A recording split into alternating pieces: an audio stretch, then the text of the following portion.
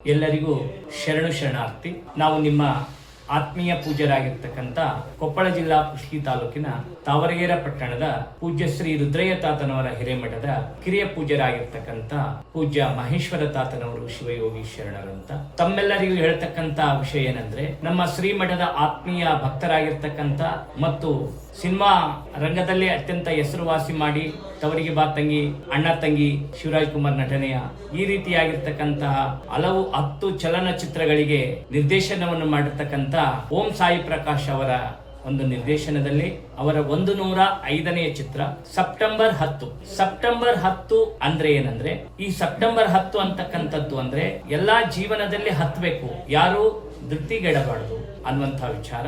September 10 ಅನ್ನುವಂತಹ cinema ನಾಳೆ ಅಂದ್ರೆ 12/10 ಶುಕ್ರವಾರ ದಿನ ರಾಜ್ಯದಾದ್ಯಂತ ಬಿಡುಗಡೆಗೊಳ್ತಾ ಇದೆ.